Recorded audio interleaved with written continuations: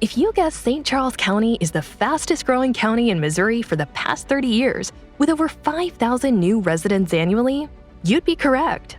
With such growth, the BJC HealthCare hospitals in St. Charles continue to expand their services with the partnership of the Washington U School of Medicine and the BJC Network. As the area has developed and investments have been made in and around the community, we have also made sure that we were making investments in Progress West Hospital and Barnes-Jewish St. Peter's hospitals to match with the investments that are happening in the community around us. One of those investments, now a year in operation, is the only thrombectomy stroke care center in the region. Rather than blood thinners to reduce a blood clot in the brain, thrombectomy removes the clot altogether. One of the first patients to be a recipient of this life-changing treatment was Bob Chilson on a November morning last year. Bob's wife, Marcia, became suspicious when Bob didn't spring out of bed at his usual time. Something's not right. So I just went in and he was laying kind of in almost like a fetal position. And I just turned him over and I said, "Rob, what's wrong?" Woke up and my right arm wasn't working like it should, and something was wrong. And I tried to speak, like, you couldn't do that. Marcia, a retired healthcare professional, recognized the stroke symptoms and alerted the paramedics. They had already been educated of the stroke center and rushed Bob to Barnes-Jewish St. Peter's Hospital. But at the end of the procedure, I watched them roll them out. I watched him lift his hands. I watched him push on the nurse's hands as she put him through a battery of tests. And it was phenomenal, the difference from when he came into the cath lab and when he left the cath lab. And we walked into the room and he said, "Hi, honey." And it was like a dream come true. Our teams had to learn how to do new procedures that would send a wire into someone's brain to pull a blood clot out of a blood vessel in their brain. That is a really serious initiative. You literally see a picture where half of the brain is just seems like it's gone. Like all the arteries and all the squigglies that are on the one side are not on the other side.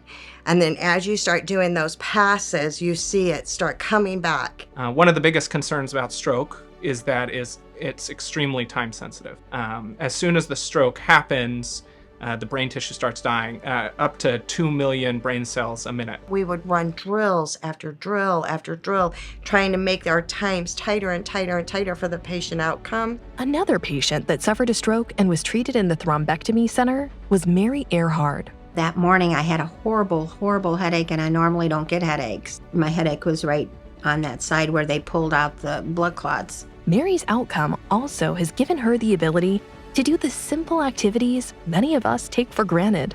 I mean, I'm able to do just normal everyday things, get up and brush my teeth and, wash my face and brush my hair and take care of the dogs. I'm very blessed and grateful and thankful to God and to everybody here who He put into my life that took care of me.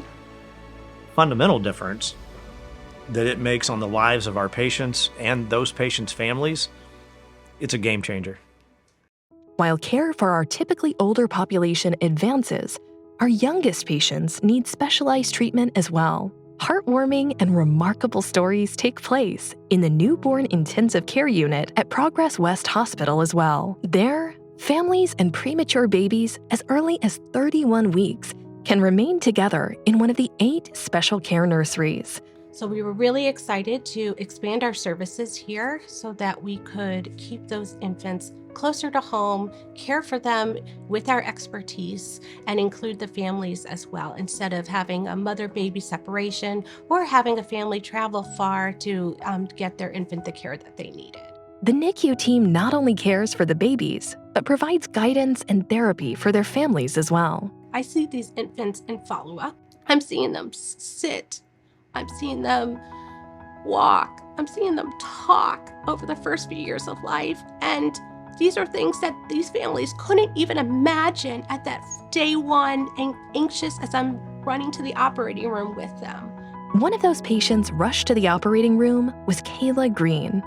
She unexpectedly went into surgery when her baby Max was delivered 7 weeks early, and she nearly lost her life. And I had him at 33 weeks, 3 days.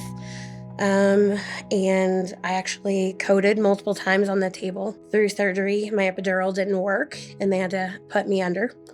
So I woke up in the ICU and my baby was in the NICU here. He was on CPAP for a while. He had to be weaned to room air, maintaining his temperature and homeostasis in general. I didn't have the St. Charles Hospital, the St. Charles County Hospital to come to. I mean, I wouldn't have made it. They absolutely, no doubt about it, saved my life and Maxwell's. The Van Dillens and their son Barrett also came under the care of the NICU staff.